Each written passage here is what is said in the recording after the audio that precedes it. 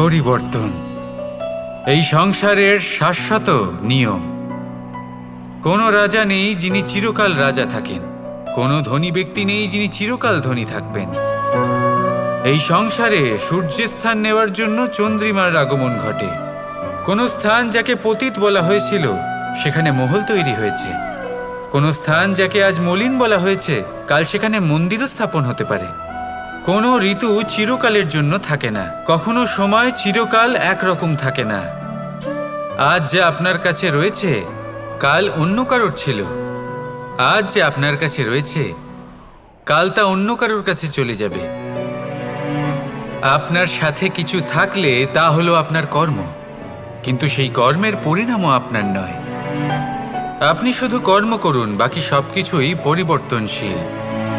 কিন্তু সেই পরিবর্তনকে দেখে ভয় পাওয়ার প্রয়োজন নেই, তাকে স্বাগত জানান। যদি আপনি হাসি মুখে সেই পরিবর্তনকে স্বাগত জানান, তাহলে এই পরিবর্তনও হাসি মুখে আপনার সাথে থাকবে। আসুন আমার সাথে ভালোবেসে বলুন, রাধা রাধা। বটবৃক্ষের বীজ সর্ষের দানার থেকেও ছোট হয়, কিন্তু যখন তা নিজের রূপ ধারণ করে তখন তা বিশাল বৃক্ষের আকার ধারণ করে, যা সহস্র বছর ধরে বেঁচে থাকে, ছায়া প্রদান করে, পাখিদের আশ্রয় প্রদান করে, আর দেয় পথচারীদের বিশ্রাম করার স্থান। কেন? কারণ সেই ছোট বীজ তা মাটির ভেতরে গিয়ে নিজের খোলস ত্যাগ করে। অন্ধকারে থাকে সে, যতই আলো আসুক না কেন, যতই বর্ষা আসুক না কেন, সব সহ্য করে। আর তারপরে একটা চারা গাছ অঙ্কুরিত হয়, তারপর ধীর গতিতে একটা বিশাল বৃক্ষতে পরিণত হয়। দেখুন, জীবনে কঠিন সময় আসে, এই জন্য নয় যে আপনি হার মেনে নেবেন, এই জন্য আসে যাতে আপনি ভবিষ্যৎ নির্মাণের জন্য নিজেকে তৈরি করতে পারেন। যদি কঠিন সময়ে আপনি ওই বীজের মতো দৃঢ় হয়ে থাকতে পারেন, তাহলে আপনিও একদিন সেই বিশাল বৃক্ষের মতো নিজের অস্তিত্ব গড়ে তুলতে পারবেন, যা সহস্র বছর পর্যন্ত মনে রাখা হবে। আসুন আমার সাথে ভালোবেসে বলুন, রাধা রাধা। সঞ্চয়। মানুষের যখন থেকে বোধবুদ্ধি হয় সঞ্চয় করতে আরম্ভ করে দেন। সঞ্চয় করতে থাকেন ভোজনের, সঞ্চয় অর্থের, সঞ্চয় শক্তির। নিজের জন্য করেন, নিজের পরিবারের জন্য করেন, নিজের স্ত্রীর জন্য করেন, সন্তানের জন্য করেন, সন্তানের সন্তানের জন্যও সঞ্চয় করেন। সঞ্চয় করার জন্য ওনার কাছে অনেক কারণ রয়েছে, কারণ উনি এটা ভাবেন যে এই সঞ্চিত শক্তির জন্য কেউ ওনার কোনো ক্ষতি করতে পারবে না। মানুষ ভুলে যান একটা গুরুত্বপূর্ণ কথা, এই সত্য, উনি এই সংসারে খালি হাতেই এসেছিলেন, আর এখান থেকে ওনাকে খালি হাতেই যেতে হবে। যা এখানকার তা এখানেই থেকে যাবে। আর যদি কিছু ওনার সাথে যায় তা হলো ওনার কর্ম, আর কিচ্ছু নয়। তাই যদি কিছু অর্জন করতে চান তাহলে শুভ কর্ম অর্জন করুন, আত্মশক্তি অর্জন করুন, কারণ পরলোকে এটাই হবে আপনার সম্পত্তি।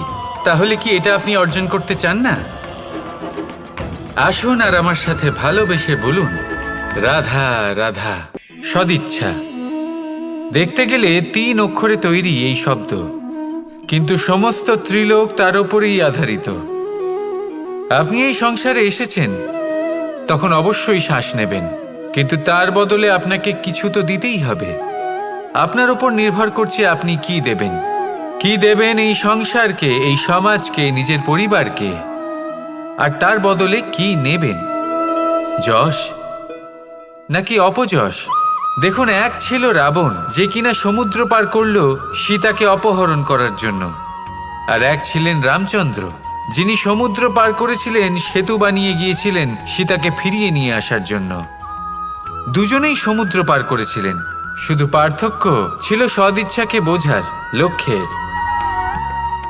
অনেক মানুষের যাত্রা একরকম হতেই পারে, কিন্তু আনন্দ তখনই লাভ করবেন যখন লক্ষ্য শুভ হবে, মহান হবে। এই লক্ষ্য দিয়ে এই সংসারের কল্যাণ হবে এবং মানুষের সম্মান হবে। যদি আপনার সংকল্প উচিত হয় তাহলে আপনার লক্ষ্য উচিতই হবে, নয়তো শুধুমাত্র বিনাশ হবে। আর উচিত এটাই হবে যে বিনাশের হাত থেকে যেন নিজেকে বাঁচানো যায়, কি বলেন? তাই জীবনে যে লক্ষ্য স্থির করছেন মনে রাখবেন তা যেন শুভ লক্ষ্য হয়। যদি এরকম হয় তাহলে আপনার যাত্রা, আপনার জীবন দুটোই শুভময় হবে। আসুন আর আমার সাথে ভালোবেসে বলুন, রাধা রাধা। সুরক্ষা। এই সুরক্ষা আসলে কি? এটা কি কোনো কবচ, নাকি কোনো সীমা? এই সুরক্ষা আসলে অন্য কিছু। আমাদের মাতা পিতা, আমাদের প্রিয়জন, আমাদের বন্ধু, এই সমাজ, আমাদের শুভাকাঙ্ক্ষী, আমাদের আত্মীয়, এনারা সবাই আমাদের জীবনে কোনো না কোনোভাবে সুরক্ষা দিয়ে থাকেন, একটা কবচ দিয়ে থাকেন কোনো না কোনো রূপে। কিন্তু দেখতে গেলে আমাদের পরাক্রমের পথে, আমাদের বীরত্বের পথে, আমাদের সাহসের পথে এই সুরক্ষাই সবথেকে বড় বাধা হয়ে দাঁড়ায়। একবার ভেবে দেখুন, যদি আপনি কোনো সুরক্ষাই না পান, বা যদি আপনি এই সুরক্ষা ভেঙে বাইরে আসতে পারেন, তাহলে আপনার বীরত্ব চরম সীমায় পৌঁছে যায়। কেন? কারণ তখন আপনি জানেন যে এই সংসারের সম্মুখীন আমাদের নিজেদেরই হতে হবে। আপনি বুঝে যান যে শত্রুর সম্মুখীন এবার নিজের বলের দ্বারা, নিজের পরাক্রমের দ্বারা, নিজের সাহসের দ্বারা করতে হবে। আর তখন আমাদের মনের মধ্যে এই শক্তি জাগ্রত হয়। এই শক্তি অন্তরেই বসবাস করে। শুধু এটা চিনে নিতে হবে, একে জাগ্রত করতে হবে। আর এটা সুরক্ষা ভেঙে যাওয়ার পরেই সম্ভব হয়। আর যারা নিজের শক্তি সম্পর্কে জানেন,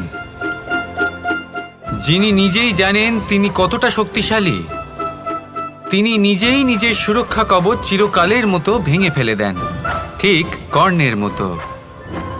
আর তারপরে দেখুন, আপনার পরাজয় হোক বা বিজয়ী হোক না কেন, সেটাই অনেক বড় হয়, সেটাই প্রশস্ত হয়ে থাকে। সেই জন্য ত্যাগ করুন নিজের ভয়কে, নিজের আশেপাশের এই সুরক্ষা চক্রকে ভেঙে ফেলুন, আর সম্মুখীন হন এই সংসারের নিজের শত্রুর সম্মুখীন হন। পরাক্রমের এই অঙ্কুর, তা অঙ্কুরিত হওয়ার জন্য বীজের উপরের এই কবচ, এটা ভেঙে যাওয়া অতি আবশ্যক। আসুন আমার সাথে ভালোবেসে বলুন, রাধা রাধা। কর্ম এবং ফল। দেখতে গেলে এই সমস্ত ব্রহ্মাণ্ড এই দুইয়ের মাঝেই স্থির হয়ে আছে। মানুষজন কর্ম করেন ভালো ফল লাভের আশায়, আর ভালো ফল লাভের আশায় উনি এটাই ভুলে যান যে উনি যে কর্ম করছেন তা কি করছেন। আমি বলেছিলাম কর্ম করুন ফলের চিন্তা না করে, কিন্তু কি কর্ম করছেন সেই বিষয়ে ভাবাটাও অত্যন্ত আবশ্যক। নয়তো অনেক সময় আমরা এমন কর্ম করে ফেলি যা না চাইতেও বিষে পরিণত হয়, যা হয়েছে দুঃশাসনের সাথে, দুর্যোধনের সাথে, গুরু দ্রোণের সাথে। একজনের মানসিকতা উচিত ছিল না, একজনের বিবেক উচিত ছিল না, আরেকজন যে পক্ষ নির্বাচন করেছিলেন সেই পক্ষ উচিত ছিল না। আর যা কিছু ওনাদের সাথে হলো, আপনার, আমার, আমাদের সকলের সাথে তা হতে পারে। আমি বলেছিলাম কর্ম করুন, ফলের চিন্তা করবেন না, কিন্তু এই কর্মের বিষয়ে বিচার করে দেখাটাও ততটাই আবশ্যক। দেখুন, কর্ম করার উচিত প্রক্রিয়া ফলের চিন্তা না করা, কিন্তু যদি আপনার কর্ম শুভ হয় তাহলে তার ফলও নিয়তি আপনাকেই দেবে। সর্বদা কর্ম করার সময় এটা ভাবুন যে আপনার এই কর্ম এই সংসারকে, এই সমাজকে, আপনার পরিবারকে, আপনার আশেপাশের মানুষজনকে কোন দিশায় নিয়ে যাবে। যদি এটা সবার জন্য মঙ্গলময় হয় তাহলে কর্ম করতে থাকুন। আর হ্যাঁ, নিশ্চিত রূপে ফলের চিন্তা করবেন না। আসুন আমার সাথে ভালোবেসে বলুন, রাধা রাধা। যখন আমরা হাঁটতে থাকি আর আমাদের পায়ে কাঁটা বিঁধে যায়, তখন মুখ দিয়ে আহ বেরিয়ে আসে, কান্না চলে আসে, আর অনেক সময় অভিশাপও বেরিয়ে আসে। কিন্তু আমরা কি কখনো এটা এইভাবে দেখেছি, এইভাবে ভেবেছি যে আমরা যে পথে চলেছি সেই পথে কাঁটা বিঁধেছে, নাকি আমরা সেই পথ নির্বাচন করেছি যাতে শুধুই কাঁটা রয়েছে? নাকি আমরা এভাবে ভেবে দেখেছি যে এই কাঁটা আমাদের কষ্ট দিতে এসেছে, নাকি এটা আমরাই বিছিয়ে রেখেছিলাম? সাবধান থাকা উচিত ছিল, কারণ কাঁটা বিঁধলে যন্ত্রণা হবে, চিৎকার করে ফেলতে পারি, মুখ থেকে অভিশাপও বেরিয়ে আসতে পারে। কিন্তু এই অভিশাপ শুধুমাত্র আমাদের তরফ থেকে অভিশাপ হয়, সামনের ব্যক্তিটির ওপরও নির্ভর করে। এবার সেই ব্যক্তি যদি এমন হয় যে ফুল আর কাঁটা এই দুই সমানভাবে গ্রহণ করতে পারে, তার কাছে অভিশাপও বরদানে পরিণত হয়। শেষ পর্যন্ত ব্যাপারটা দাঁড়ায় ভাবনা, চিন্তা, দৃষ্টিভঙ্গির ওপর। কারণ আপনার এই ভাবনাই সত্যি হয়ে সামনে আসে। সেই জন্য এই ভাবনা, চিন্তা, মানসিকতাকে গুরুত্ব সহকারে দেখবেন। এই বিবেচনা নিয়ে বিবেচনা করতে শিখুন। আমার কথার অর্থ হলো যে জীবনে যখন এরকম কিছু একটা ঘটবে তখন ভেবে দেখুন যে এরকম কেন হলো। আপনি কি এমন কোনো কর্ম করেছিলেন যার কর্মফল এটা? এমন কোনো কাজ যা অনুচিত ছিল, অসত্য ছিল, যা অভদ্রতার কারণ ছিল? ভেবে দেখা প্রয়োজন। দেখুন, ইচ্ছে হলো আপনার যে আপনি কি করতে চান। ভাবনা আপনার, সত্য আপনার, জীবন আপনার, সিদ্ধান্ত আপনার। আসুন আর আমার সাথে ভালোবেসে বলুন, রাধা রাধা। সময়, এই সময় আসলে কি? এই সময় একটা সরল রেখা তো কখনোই নয়। সময় হলো একটা চক্র। যেখানে এর আদি সেখানেই হলো এর অন্ত, আর যেখানে তা শেষ হয় সেখান থেকেই তার শুরু হয়। এই সময় একটা অত্যন্ত বিচিত্র চিন্তা, বিচিত্র ভাবনা, একটা বিচিত্র বস্তু যা কেউ বুঝতে পারেন না। এই সময়ের লীলা, এর কোনো প্রমাণ নেই, কোনো জ্ঞান নেই, কোনো পরিমাপ নেই। শুধু এটুকু আমরা জানতে পারি, যেখানে শেষ হবে সেখান থেকে একটা নতুন সূচনাও হবে। যা আজ আপনার কাছে আছে কাল অন্য কারোর কাছে যাবে, তারপরে তার কাছ থেকেও অন্য কারোর কাছে যাবে, তারপরে তার থেকেও ছিনিয়ে নেওয়া হবে। এই নিয়তির একজনের কাছ থেকে অন্যজনের কাছে আদান প্রদানের এই সময় হলো আপনার সময়। এই সময়ের সদ্ব্যবহার করুন, এই সময়কে বাঁচুন। আপনাকে শুধু এটাই সুনিশ্চিত করতে হবে যে আপনি কোন পক্ষে আছেন। আর সত্যি বলতে কি, আপনার জীবনের পরিণাম নির্ভর করে আপনার নির্বাচনের ওপর। আপনি কোন পক্ষ নির্বাচন করছেন।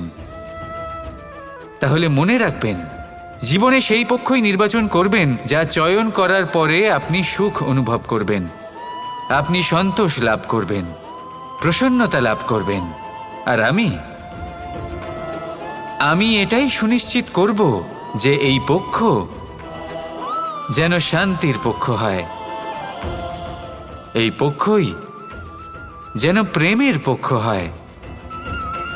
তাহলে চিন্তা করবেন না, আর আসুন আমার সাথে ভালোবেসে বলুন, রাধা রাধা। দৃষ্টি আর দৃষ্টিভঙ্গি, এই সমগ্র লীলা হলো এই দুইয়ের। বিচিত্র হতে পারে, কিন্তু এটাই সত্যি। এবার আপনাকে একটা উদাহরণ দিয়ে বোঝাই।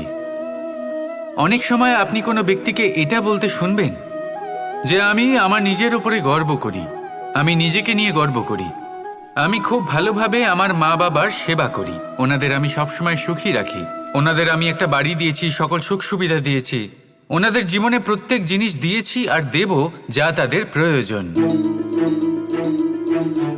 এবার আমাকে বলুন যে আপনি কে হন। আপনি হলেন সেই বীজ যা আপনার মাতা পিতা রোপণ করেছেন। আপনার মা বাবাই আপনাকে এই সংসারে জন্ম দিয়েছেন। এবার এইসব কথার কি তাৎপর্য? এই হলো সেই ব্যক্তির দৃষ্টিভঙ্গি। এবার দেখা যাক এই প্রকৃতি আমাদের কি শেখায়। কখনো কোনো গাছকে দেখবেন, যখন সেই গাছে ফল আসে, সে মালিকে এটা বলে না যে দেখো আমি তোমাকে ফল খেতে দিচ্ছি। সেই বৃক্ষ এটা বলে না যে দেখো আমি তোমায় আহার করতে দিচ্ছি। কারণ ও জানে যে এটা হলো সেই মালির পরিশ্রম, এটা হলো তারই কর্মের ফল, আর এটা তারই পাওয়া উচিত। সে বলে যে তোমার জিনিস তোমাকেই অর্পণ করলাম, এ আমার জিনিস নয়। ও জানে সেই মালির গুরুত্ব আসলে কি। এটা হলো তার দৃষ্টিভঙ্গি। সেই জন্য আপনি জীবনে কোন ব্যক্তির মধ্যে, কোন পশু পাখির মধ্যে, কোন প্রাণীর মধ্যে, কোন পরিস্থিতিতে, কোন আবেগের মুহূর্তে কি দেখতে পাচ্ছেন, সেটা আপনার দৃষ্টিভঙ্গির উপরে নির্ভর করছে। তাই নিজের মনে ধন্যাত্মক ভাব জাগ্রত করুন, শুভ চিন্তা নিয়ে আসুন। এই ভাবনাই সত্য হয়ে সামনে আসবে। এই দৃষ্টিভঙ্গি এমন হয়ে যাবে যে আপনার জীবনে সবকিছুই শুভ হবে। তাহলে আসুন আর আমার সাথে ভালোবেসে বলুন, রাধা রাধা। প্রতিশোধ অথবা কাউকে দুঃখ দেওয়ার ভাবনা, যদি এটা আপনার মনে থাকে তাহলে আপনি নিজের মনেই যন্ত্রণার একটা বিশাল বৃক্ষ রোপণ করছেন, এটা মনে রাখবেন। কারণ কাউকে দুঃখ দেবার এই ভাবনা, এটা হলো সেই বীজ যা আপনার মনেই পতিত হবে, আপনার মনেই অঙ্কুরিত হবে, আর আপনার মনেই একটা বিশাল বৃক্ষরূপে বেড়ে উঠবে। জীবন আপনার, কর্ম আপনার, কাউকে দুঃখ দেবার ভাবনা আপনার ছিল, এই বৃক্ষ হলো আপনার, তাই এর ফলও আপনিই পাবেন, যা গ্রহণও আপনাকেই করতে হবে। মনে রাখবেন, যে মানুষ এটা ভাবে যে আমি ওকে দুঃখ দেব, ওকে কষ্ট দিতে চাই আমি, সেই মানুষই দুঃখ আর কষ্ট পেয়ে থাকে। যদি সেই জায়গায় আপনি এটা ভাবেন যে আমি কাউকে সুখী করে তুলতে চাই, কাউকে সুখ প্রদান করতে চাই, তাহলে তারও বীজ আপনার মনেই রোপণ হবে, বৃক্ষে পরিণত হবে, যার ফলও আপনিই পাবেন। এখানে বিষয়টা হলো শুধু মানসিকতার চিন্তা, যা সত্য হয়ে আপনার সামনে আসে। তাহলে এই মানসিকতা শুভ করুন, সবার জন্য মঙ্গল কামনা করুন। অন্যের মনে আপনার জন্য ভালো চিন্তা থাকুক বা না থাকুক, আপনি সবার জন্য শুভ চিন্তা করে কর্ম করতে থাকুন, তাহলে আপনার সাথেও ভালোই হবে। তাহলে আসুন আর আমার সাথে ভালোবেসে বলুন, রাধা রাধা। সুখ আর অভিজ্ঞতা, এই দুই জীবনে একসাথে কখনোই আসে না। মনে রাখবেন, যেখানে সুখ থাকে সেখানে অভিজ্ঞতা থাকে না, আর যখন এই সুখ আমাদের জীবন থেকে দূরে চলে যায়, তখন আমাদের জীবনে আসে এই অভিজ্ঞতা। পরমাত্মা, প্রকৃতি, নিয়তি এই অভিজ্ঞতাকে আমাদের জীবনে পাঠান, যাতে আমরা একটা অত্যন্ত গুরুত্বপূর্ণ শিক্ষা, একটা জ্ঞান প্রাপ্ত করতে পারি। এই অভিজ্ঞতা আমাদের শেখায় যে অতীতে এমন কি হয়েছিল যা আমাদের করা উচিত হয়নি। আমাদের শেখায় ভবিষ্যতে এমন কি আছে যা আমাদের করা উচিত আর কি করা উচিত নয়। দেখতে গেলে এই অভিজ্ঞতা আমাদের সেই শিক্ষা দেয় যার জন্য আমরা সুখের দিকে উচিতভাবে অগ্রসর হতে পারি। সেই জন্য জীবনে যখনই দুঃখ আসবে, দুঃখের এই সময় আসবে, তখন হতাশ হবেন না। বোঝার চেষ্টা করুন এই পরিস্থিতি কেন এসেছে, কি শিক্ষা দিতে এসেছে। যদি আপনি সেই জ্ঞান লাভ করেন, সুখের পথে অগ্রসর হন, তাও উচিত রূপে, তাহলে এই অভিজ্ঞতার উদ্দেশ্য পূরণ হয়ে যায়। তাহলে আসুন আর আমার সাথে ভালোবেসে বলুন, রাধা রাধা। জীবনে শিখরে পৌঁছানোর জন্য মানুষের কি প্রয়োজন হয়ে থাকে? সিঁড়ির। কিন্তু তাও প্রত্যেক মানুষ, প্রত্যেক ব্যক্তি শিখরে পৌঁছতে পারেন না। এর কারণ কি? কারণ একটা হতে পারে যে মানুষ কল্পনা করতে থাকেন কিন্তু সিঁড়ি খুঁজে পান না। কিছু মানুষ খুঁজে নেন কিন্তু তা পেয়ে এতটাই প্রসন্ন হয়ে যান যে তারপর আর কোনো কর্মই করেন না। খুব সোজা ব্যাপার। অনেক মানুষ সিঁড়ি খুঁজে পান না, আর যদি পেয়েও যান তাও যতক্ষণ না তাতে চড়ছেন সেই শিখরে পৌঁছবেন কি করে? যতক্ষণ না আপনি পরিশ্রম করছেন, যতক্ষণ না সেই সিঁড়িতে আপনি চড়ছেন, যতক্ষণ না ক্লান্ত হচ্ছেন, আপনার পায়ে হাঁটুতে ব্যথা না হচ্ছে, ততক্ষণ এই শিখরে পৌঁছানোর সৌভাগ্য লাভ করতে পারবেন না।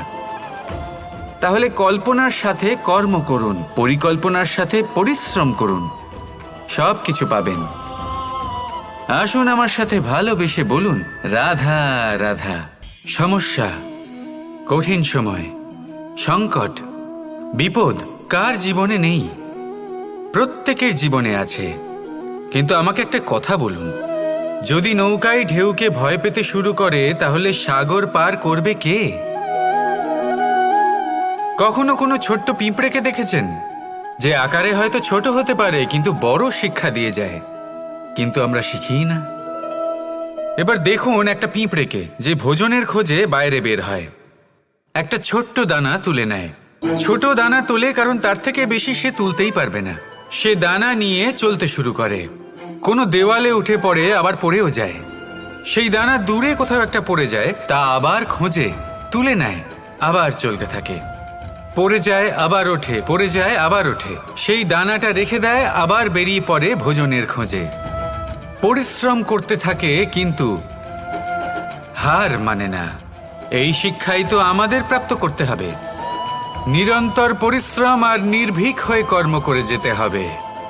এটাই হলো সাফল্যের মাধ্যম, এটাই হলো জয়ের মন্ত্র, অচ্যুত অজয় অস্ত্র। তাহলে আসুন আর আমার সাথে ভালোবেসে বলুন, রাধা রাধা। আমরা সকলে চাই আমাদের জীবনে সাফল্য আসুক। আমরা চাই যে এই সংসারে আমাদের খ্যাতি ছড়িয়ে পড়ুক। আমরা চাই যেন আমরা আলোচিত হই। কিন্তু শুধু চাইলেই কি যায় আসে? যদি এই সংসারে আলোচিত হতে হয় তাহলে পরিচিত হতে হবে পরিশ্রমের দ্বারা। যতক্ষণ না আপনারা পরিশ্রমের সাথে পরিচিত হবেন, সাফল্যের সাথে পরিচিত হবেন না। সংঘর্ষ করতে হবে প্রতিদিন, প্রতি বছর। জীবনের সব পরিস্থিতিতেই হয়তো নতুন নতুন বাধা আসবে, নতুন নতুন বিঘ্ন ঘটবে। কিন্তু এটা আবশ্যক নয় যে সমস্ত বিঘ্ন বিনাশের জন্য আসবে। কিছু বিঘ্ন আপনার পথ প্রশস্ত করার জন্য আসবে, আপনার পথ পরিষ্কার করার জন্য আসবে। যদি আপনাকে উদাহরণ দিই, যখন বন্যা আসে, বাড়ি ঘর ভেসে যায়, তখন আমরা হতাশ হয়ে পড়ি, আমরা দুঃখী হয়ে পড়ি। কিন্তু সেই বন্যাই আমাদের সেই ধরিত্রীকে এত উর্বর করে তোলে যে সেই উর্বর অংশ কাজে লাগিয়ে আমরা সেরকম আরও 10টা বাড়ি বানাতে পারি। তাহলে ধন্যাত্মক থাকুন আর যে কোনো সংঘর্ষের জন্য প্রস্তুত থাকুন। জীবনে অনেক দূর যেতে পারবেন। তাহলে আসুন আমার সাথে ভালোবেসে বলুন, রাধা রাধা। জীবনে কখনো কখনো আমরা সেই পরিস্থিতিতে ফেসে যাই যখন আমাদের মনে হয় যে আমাদের নতুন কিছু একটা করতে হবে, কিন্তু আমরা করতে পারি না। কারণ কোথাও না কোথাও আমরা রীতির দ্বারা আবদ্ধ, আর আমরা সেই রীতি ভাঙতে চাই না। কেবল একটাই প্রশ্ন আসে মনে, আশেপাশের মানুষ কি বলবে, আশেপাশের মানুষ কি ভাববে। আপনাকে একটা প্রশ্ন করি, কারা এই মানুষজন? আপনার জন্মের সময় এই মানুষজন কোথায় ছিলেন? যখন আপনি কোনো সমস্যায় পড়েন তখন এই মানুষজন কোথায় থাকেন? এগিয়ে এসে কি আপনাকে সাহায্য করেন, নাকি সেই সমস্যার সমাধান আপনি নিজেই করেন? এইসব মানুষজনের চিন্তা ত্যাগ করুন যদি আপনি জীবনে বাঁচতে চান। ভেবে দেখুন জীবনে কি কি শুভ আছে আর কি কি শুভ করতে পারেন। যদি তা স্রোতের বিপরীতে হয় তাহলে সংঘর্ষ করুন, কিন্তু এইসব মানুষজনের কথা ভাববেন না। ভেবে দেখুন জীবনে আপনি কি কি শুভ কাজ করতে পারেন। এটা ভাবুন যে আপনি কখনো এমন কোনো কাজ করে ফেলেননি তো যার জন্য কারো হৃদয় আহত হয়েছে। শুভর দিকে নিজের চিন্তা কেন্দ্রীভূত করুন, আপনার জীবনে সব কিছু শুভই হবে। তাহলে আসুন আমার সাথে ভালোবেসে বলুন, রাধা রাধা। আজকাল আপনি দেখে থাকবেন যে মা বাবা শুধুমাত্র সন্তানকে ভালোবাসেন তা নয়, তাদের মোহেও জড়িয়ে পড়েন। বিদ্যালয়ে যখন পাঠান তখন সমস্ত সুযোগ সুবিধা দিয়েই পাঠান। চেষ্টা করেন যে সবসময় যেন সন্তান তাদের চোখের সামনেই থাকে। কিন্তু ভুলে যান এক অত্যন্ত গুরুত্বপূর্ণ কথা, যে সন্তানকে এক নতুন দৃষ্টিভঙ্গি দেওয়াই হলো ওনাদের কর্তব্য। সেই জন্য পুরাতনকালে শিষ্যদের গুরুকুলে পাঠানো হতো, বাড়ির থেকে দূরে। কারণ বাড়ি ছেড়ে যাওয়া এক সন্তানের জন্য, এক শিষ্যের জন্য অত্যন্ত শুভ লক্ষণ হয়। যখন সে বাড়ির থেকে দূরে, গৃহস্থের থেকে দূরে থাকবে, তখন এই সংসারকে সে এক নতুন দৃষ্টিভঙ্গি দিয়ে দেখবে, পরখ করবে, বুঝতে পারবে, আর সবকিছু নিজে থেকেই শিখে যাবে কখন আক্রমণ করতে হয়, কখন পিছু হটতে হয়, কিভাবে এই সংসারের সম্মুখীন হতে হয়। আর এটা আপনার দৃষ্টি ওকে শেখাতে পারবে না, ওর অভিজ্ঞতা ওকে শেখাতে পারবে। তাই মনে রাখবেন, যদি আপনি চান যে আপনার সন্তানের বিকাশ হোক, তাহলে অনেক সময় ওকে নিজের থেকে দূরে নিয়ে যেতে হয়। যদি মোহে আবদ্ধ থাকেন তাহলে ওর বিকাশ কখনোই হবে না। তাহলে আসুন আমার সাথে ভালোবেসে বলুন, রাধা রাধা। কখনো কখনো মানুষ মনে করেন যে সে নিজেই সব থেকে বেশি শক্তিশালী, তিনি হলেন জ্ঞানী। দেখুন, এটা ভালো ব্যাপার যে আপনার মধ্যে শক্তি আছে, জ্ঞান আছে, আর এটা শুধু আপনার জন্য নয়, এই সমস্ত সমাজের জন্য, দেশের জন্য, সমগ্র পৃথিবীর জন্য অত্যন্ত আবশ্যক। কিন্তু এই কথাটাও বোঝা অত্যন্ত আবশ্যক যে এই জ্ঞান যেন কখনো অহংকার না হয়ে ওঠে। যখন মানুষের মধ্যে জ্ঞান থাকে তখন সে রাম হয়ে ওঠে। রাম, যিনি সমুদ্রের বুকে সেতু বানিয়েছিলেন, বানর সেনার দ্বারা রাক্ষস রাজকে পরাজিত করেছিলেন, আর চিরকালের জন্য সবার কাছে আদর্শ হয়ে উঠেছিলেন। আর যদি মানুষের মনে অহংকার জন্মায় তাহলে সে রাবণ হয়ে ওঠে। দেশে বিদেশে যতই খ্যাতি থাকুক না কেন সে রাক্ষস হয়ে ওঠে, নিজের সাথে সাথে সমস্ত কুলের বিনাশ করে বসে।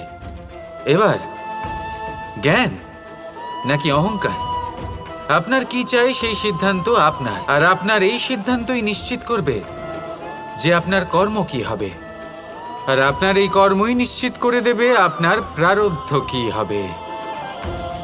তাহলে শুভ কর্ম করুন আর আমার সাথে ভালোবেসে বলুন, রাধা রাধা। আপনি কখনো পাখিদের দেখেছেন?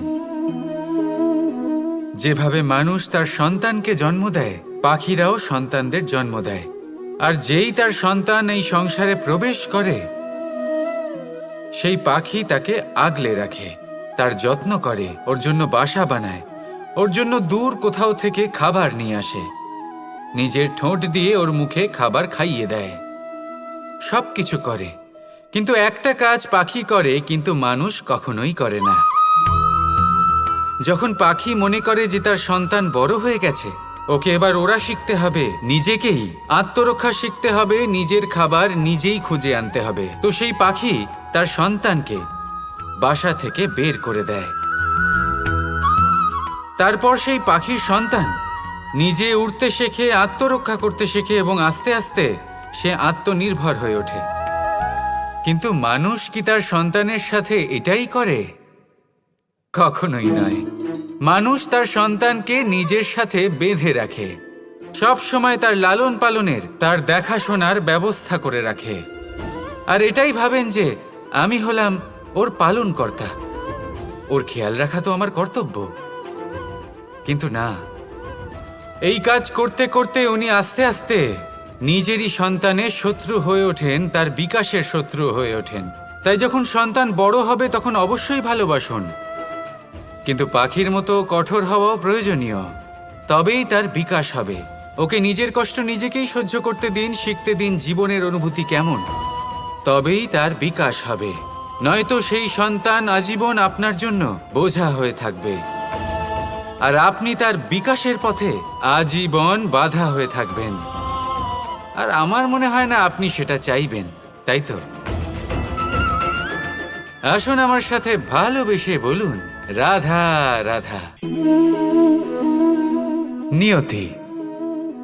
রাধা আমাকে বলে, কৃষ্ণ, যদি তুমি জানো যে নিয়তিতে কি আছে তাহলে তাকে বদলে দাও না কেন? মহাদেব আমাকে বলেন যে শ্রীকৃষ্ণ, যদি আপনি এটা জানেন যে সাম্বের নিয়তি এটাই, তাহলে আপনি তাকে বদলানোর চেষ্টা কেন করেন? কেন? কারণ আমি একজন পিতা, আর পিতার কর্তব্য এটাই, তিনি যেন সম্ভাব্য সব চেষ্টা করেন নিজের সন্তানের মঙ্গলের জন্য। নিয়তি আমি জানি, কিন্তু এটাও আমি জানি যে কর্মের থেকে বড় আর কোনো নিয়তি হতে পারে না। অভিজ্ঞতাও রয়েছে যে কর্মের হাতে নিয়তির এই চক্র বদলে যেতে পারে।